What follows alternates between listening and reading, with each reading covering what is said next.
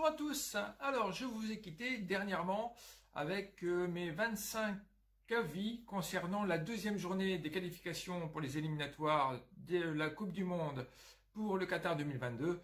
Et on a un bon résultat, je veux dire. On arrive à 19 sur 25. C'est pas mal, sachant qu'on avait déjà eu 17 sur 25 lors de la première journée. Maintenant, espérons qu'on monte encore plus haut pour cette troisième journée. Alors, cette troisième journée, elle est un peu particulière. Hein. Alors, on attaquera directement avec le groupe A. Le groupe A où la Serbie et le Portugal, ils sont 4 points. Ils sont leaders tous les deux ensemble. Le Luxembourg a 3 points avec un match de retard, suivi par les Azéris avec 0 points et accompagné de l'Irlande avec 2 défaites consécutives. Alors, la première rencontre, ça va être Luxembourg-Portugal. Le Portugal, s'il veut passer devant la Serbie, il va falloir y aller. Et oui, on le sait tous, la télé et les médias en ont parlé. On en a même parlé dans le commentaire sur la chaîne avec Vincent, d'ailleurs qui est de Nancy, je lui passe le coucou. Et oui, il y avait bien but et malheureusement, c'est ainsi, c'est encore une injustice. Pas de goal line, pas de VAR, mais il y avait aussi, si on regarde de ce côté-là, je fais une petite parenthèse, lors du match Kazakhstan-France, il y avait bien eu une main également dans la surface de réparation en faveur de la France, mais il n'y a pas eu pénalty. Enfin, certes, ça n'a rien changé au niveau du score final, du résultat final, pardon. Alors, le Portugal, il y a eu un joli doublé de Jota, ou Jota, ça dépend dans quel mode vous vous mettez, mais franchement, ils se sont fait bêtement rattraper à cause de la gestion de leur match. Ouais, c'est tout con, mais les Serbes ont mis le turbo, eux ils ont rien lâché. Voilà, avec un doublé pareil de Radonjic. Non, pardon, Radonjic a fait 2 passes décisives. Et voilà, c'était une belle rencontre où on a pu voir un peu les Portugais, voilà, avec la fleur au fusil qui attendait la fin de la deuxième mi-temps tranquillement. Mais ça s'est pas passé comme il devait. Donc là, c'est le Luxembourg.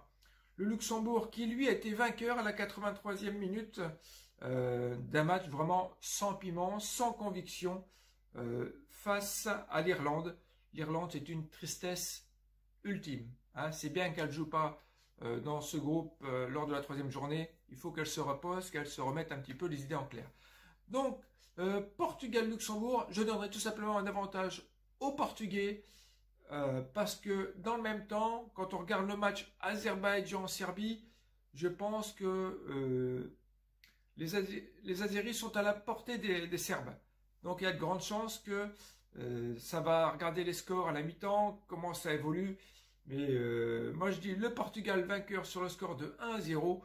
Et pareil pour les Serbes contre les Azéris, l'Azerbaïdjan, sur le même score 1-0 en leur faveur. Ensuite dans le groupe B, alors je vous rappelle, vous pouvez le voir directement en dessous là. Seul en tête les Suédois, et oui, avec leurs 2 victoires consécutives, donc 6 points, suivi de la Furia Rora, qui gagne trop justement son match contre la Géorgie sur le score de 2-1. Franchement, c'était juste. Bon, ils ont 4 points, suivi par les Grecs avec un malheureux point, et en bon dernier, le Kosovo et la Géorgie avec 0 point. Géorgie, oui, elle n'a pas s'en prendre qu'à elle-même, hein, tout bêtement. Donc, ça va être l'Espagne contre le Kosovo. Comme je l'ai dit, l'Espagne a eu chaud et ils doivent faire mieux. Hein. Morata a été un petit peu absent pour ce match. Face à une Géorgie qui a failli créer l'événement. Il faut le dire. 1-0, Géorgie, non, je vois mal. C'est pas possible, il y a une erreur. Bon, après, ils sont revenus dans le match, les Rouges, mais c'était juste.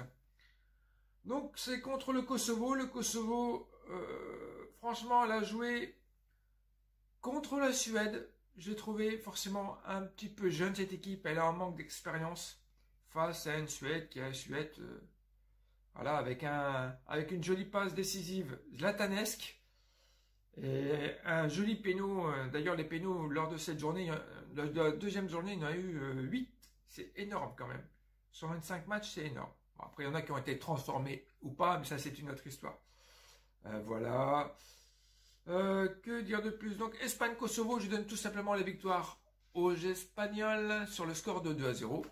Et ensuite, pour la rencontre avec les Grecs, qui étaient au repos contre la Géorgie, quand j'ai vu le premier match des Grecs, j'ai rien trouvé de super transcendant. Oui, transcendant, c'est mon mot. Je vois bien un petit nul sur le score de 1 partout. Voilà. Ensuite, on va passer tout simplement au groupe C. L'Italie et la Suisse ont remporté leurs 2 matchs. Ensuite, c'est pas dur, le reste c'est 0 la tête à Toto. La Lituanie, l'Irlande du Nord et la Bulgarie. Donc il va y avoir une belle rencontre en perspective. Or là, nous avons l'Irlande du Nord contre la Bulgarie. Alors l'Irlande du Nord, elle n'a pas joué lors de la dernière journée. Et la Bulgarie, c'était une tristesse avec seulement 3 tirs au but. Pas de prise de risque. Donc oui, ils perdent. Ils peuvent s'en vouloir qu'à eux-mêmes. Donc là, pour cette rencontre, pour moi, c'est 2 équipes qui se valent. Je donnerais tout simplement un petit match nul, encore sur le score de 1 partout. Et après, on a la Lituanie qui recevra l'équipe d'Italie. Alors la Lituanie, franchement, il y a eu trop de déchets techniques lors de son match avec la Suisse. Et de l'autre côté, l'Italie, elle a dominé. Donc pour moi, c'était une victoire logique, tout simplement. Face aux Bulgares. Voilà. Alors, pour ce match-là, Lituanie-Italie, je vois bien les Italiens l'emporter sur le score de 2-0. Tout simplement. Ensuite, on va partir au groupe D, un groupe qui nous intéresse fortement. Bon alors, elle a garanti sa première place. La France, seule leader à 4 points, et la seule à avoir gagné un match dans ce groupe, et ça c'est important.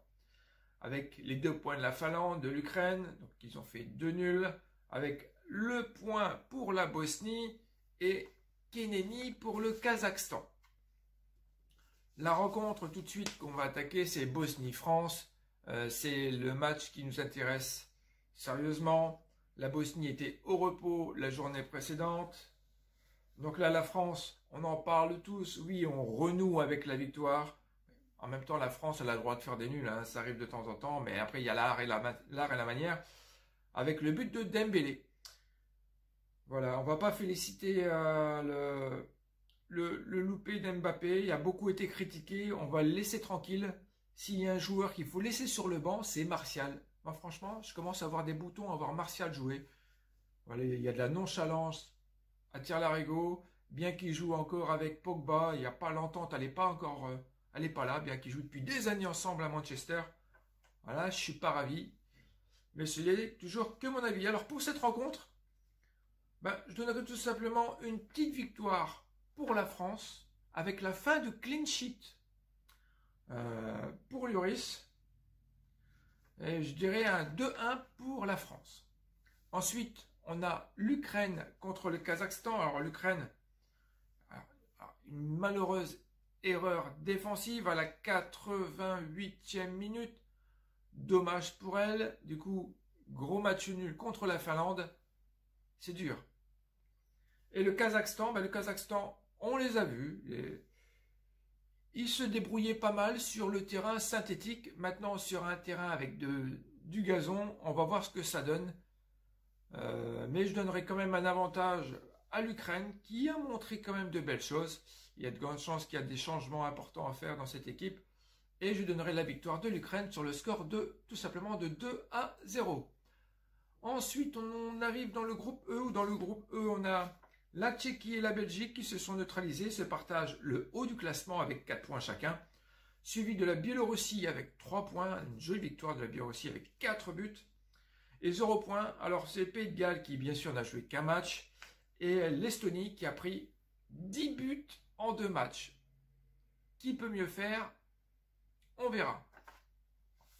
Donc la première rencontre, ça va être Belgique-Biélorussie. La Belgique, je ne les ai pas trouvés transcendants face à la République tchèque. Disons les choses, excusez-moi, je prends mes notes. Les Diables Rouges sont tombés sur un os, la République tchèque. Et il est clair que même Mertens a eu des soucis techniques. La Biélorussie a fait un gros match, un 4-2. Franchement, C'était une belle surprise. Mais pour cette rencontre-là, je pense que les Diables Rouges feront le job sur le score de 2-1. Après, nous avons le Pays de Galles, République tchèque. Là, je pense que c'est un match un peu complexe pour ce soir. Les Pays de Galles, ils étaient au repos la journée d'avant et on en a parlé de la République tchèque qui ont fait une très belle prestation qui était proche de vaincre le numéro 1 de la FIFA. Alors, je dirais tout simplement... je prépare mes notes pour tout à l'heure. Je dirais tout simplement que là-dessus, pour mettre du piment dans ce groupe, un joli match nul sur un gros score de 2 partout pour cette rencontre. Voilà. Allez, ensuite, on va passer au groupe F. Un groupe qui, j'avais dit, était un petit peu équilibré. On n'est pas très loin de la vérité. Alors, le groupe F, on a Autriche, Danemark. Mais avant, le petit point...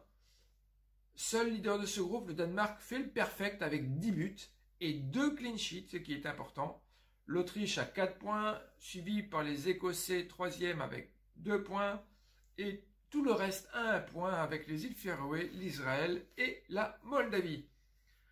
Alors, je disais que c'était l'Autriche-Danemark. Alors l'Autriche, jolie victoire. Franchement, claire et nette, sans bavure, c'était beau. Le Danemark, ça a mis une correction. Ils ont survolé les Moldaves sur le score de 8-0 avec les doublés de Dolberg et de Damsgaard. Voilà. Alors,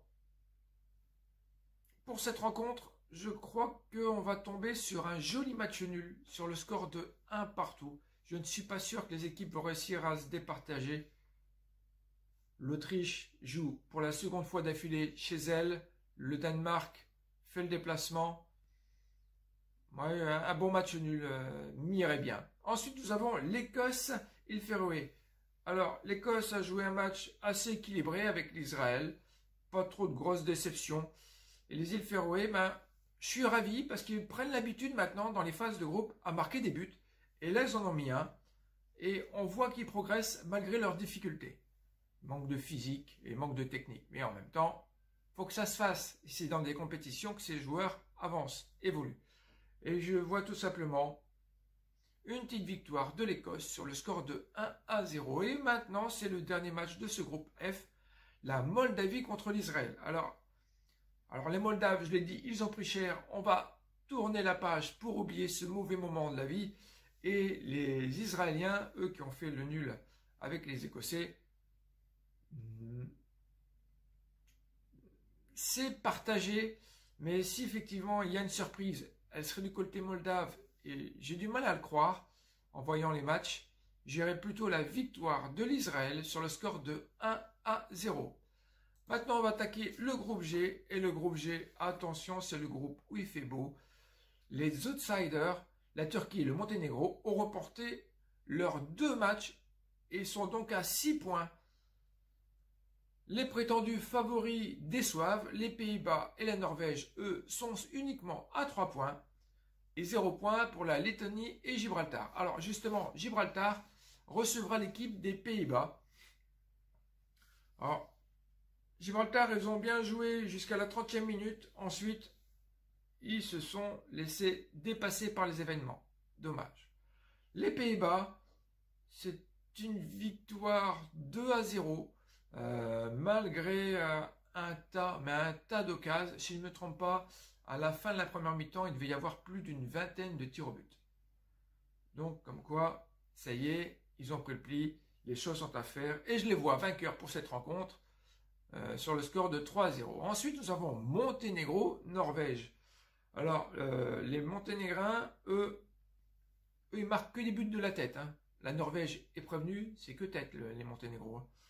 Et la Norvège, malgré leur belle domination face aux Turcs, parce qu'il y avait plus de possession au niveau, mais moins réaliste, trop inefficace la Norvège, trop inefficace, franchement.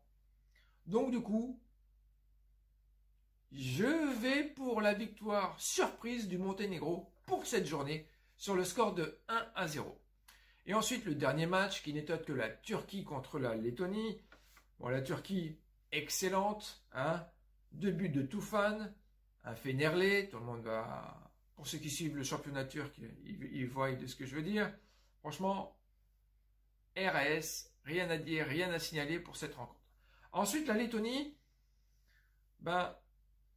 ils se sont fait descendre tout simplement par les Oranges sur le score de 2-0. Et pour moi, je ne les ai pas vus faire grand-chose en contre-attaque ou autre. Je crois qu'il n'y a eu que 28% de possession de balle. Donc, victoire des Turcs. Je vois qu'ils mettent pas mal de buts. C'est pour ça que comme ça que j'essaie de faire les scores corrects en fonction des buts qui marquent, les joueurs et tout le tremblement. Et je pars sur un 3-0 pour cette équipe turque. Ensuite, dans le groupe H, on a la Russie qui tient sa place, du Prums de la classe, et oui, avec 2 victoires, donc 6 points, suivi par la Slovénie et les Croates à 3 points, puis la Slovaquie en 4e position avec 2 malheureux points, et 1 point pour Chypre et l'équipe maltaise. Alors, le premier match, ça va être simplement que Chypre-Slovénie. Alors, allons-y. Alors, les Chypriotes, bravo, hein. Bon, ils ont fait 2 tirs au but, mais 2 tirs cadrés. Donc 100%, pas mal. Belle résilience, tout simplement, contre les Croates. Ouais, les Croates qui n'ont pas montré grand-chose. Le but qu'ils ont marqué, c'est un véritable fouillis. Donc, je n'étais pas convaincu non plus par cette victoire, mais vu qu'on l'avait pronostiqué, tant qu'à faire, si elle passe, elle passe. Contre la Slovénie, donc les Chypriotes, et la Slovénie... alors, Ilicic, n'a pas été à la hauteur, franchement, malgré son but et malgré la possession de balle. J'espère qu'il se reprendra. J'ai l'impression qu'il joue mieux avec Atalanta de Bergame qu'avec son équipe nationale. Mais c'est que mon avis.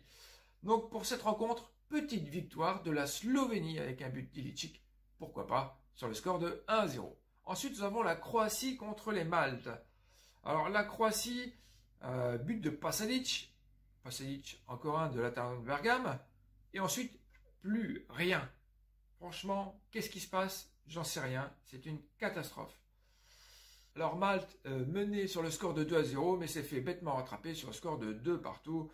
Et rien que pour ça, moi je donnerais la victoire aux Croates qui doivent rebondir et renouer avec une belle victoire pour ne pas laisser partir vers le haut du classement, soit la Slovaquie, la Russie, on le dira dans quelques secondes. Mais victoire de la Croatie sur le score de 1-0. Et ensuite, le dernier match de ce groupe H, Slovaquie-Russie. Alors, la Slovaquie, c'était pourtant 66% de possession de balle et ça finit avec un 2 partout. Bravo quand même à Kuciak, si je prononce mal, autant pour moi, le gardien qui sauve son équipe slovaque. Et il a fait un tas d'arrêts. Grâce à lui, ils ont obtenu le nul et je pense que c'est pas mal. Ça devait être l'homme du match normalement. Et en face, nous avons la Russie. La Russie, que dire, bon jeu, bon mouvement, bon Dzuba, rien à dire.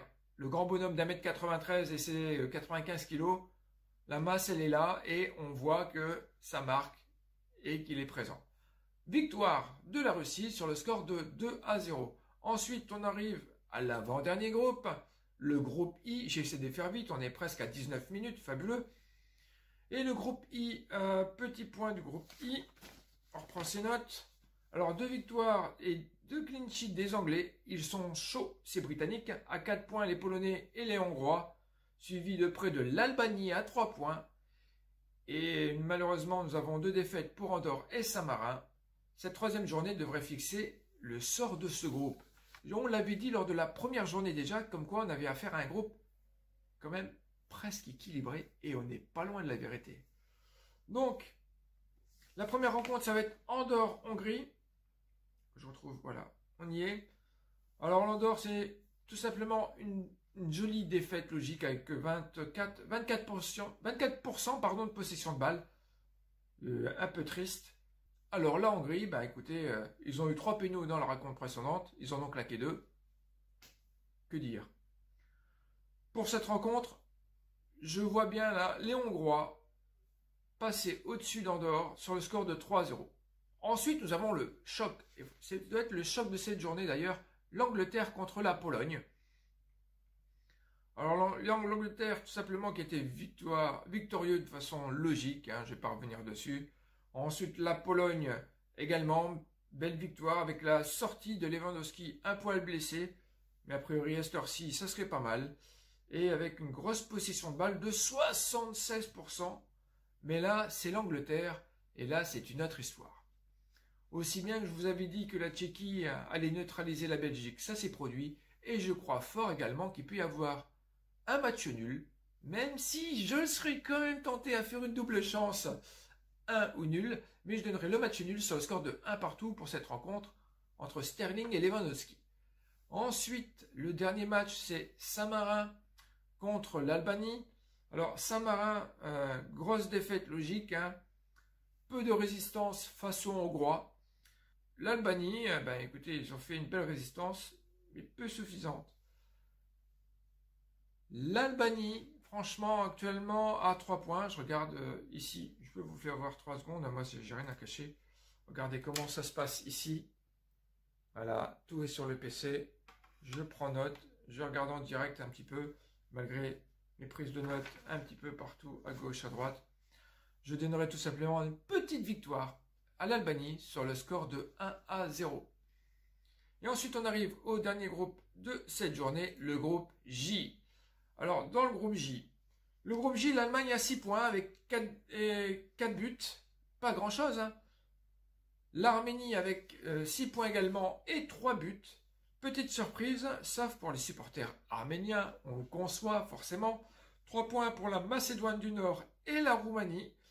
Et puis nous avons l'Islande et le Liechtenstein à 0 points toujours. Alors, le premier match, l'Arménie contre la Roumanie. Alors là, je m'attends à une surprise dans cette rencontre. L'Arménie, elle nous a fait une jolie victoire avec un beau doublé de Bayramlar. Et ensuite, les Roumains, franchement, décevants depuis le début de cette compétition. Bon, ils méritaient peut-être mieux, mais les Allemands ont fait ce qu'il fallait. Donc je dirais tout simplement un petit nul avec le score de 1 partout pour cette rencontre. Ensuite, l'Allemagne, Macédoine du Nord. L'Allemagne, comme je ne le dis à rien quart de seconde, petite victoire rassurante, mais pas transcendante pourtant, face à une Macédoine du Nord qui a écrasé, certes c'était le Liechtenstein, mais ça met sérieusement en confiance, hein. Sur le score de 5-1-0. Ça met les hommes en confiance. Après, jouer contre les Allemands, il faut toujours se préparer un peu moralement, hein. Mais comme je l'ai dit, la Mannschaft, moi je les vois vainqueurs sur le score de 3-0 pour cette rencontre. Et le dernier match de cette journée n'est autre que Liechtenstein contre l'Islande. Alors, c'est ces deux équipes qui réussissent à rien. Quand on regarde le nombre de buts, ils ont pris 5 et 6 buts. Ils n'en ont pas marqué un. Le Liechtenstein, en même temps, ils ont tiré 2 tirs au but lors de la dernière journée. J'ai râlé la dernière fois parce que pour marquer, il faut tirer. Et pour tirer, il faut y aller, quoi. Et l'Islande, c'est un gros manque d'efficacité. On ne les retrouve plus de l'Euro 2016. Là, c'est une catastrophe. Il faut sérieusement améliorer la finition. Et bien que lors de toutes les rencontres, on n'a pas eu de 0-0, et celui-ci, je vois bien un petit 0-0. J'espère me tromper, mais au moins le match nul, moi ça me va. Donc voilà, pour cette rencontre, Liechtenstein, Islande sur le score de 0-0. Je vous remercie pour les courageux qui regardent cette vidéo jusqu'au bout, d'avoir regardé celle-ci jusqu'au bout. N'hésitez pas à mettre votre joli pouce bleu pour les encouragements. Ensuite, de vous abonner si ce n'est pas encore fait, si vous adhérez au projet de la chaîne. Sur ce, je vous dis bon match. Peut-être rendez-vous ce week-end, car la semaine a été un petit peu longue. Et prenez soin de vous. Bye.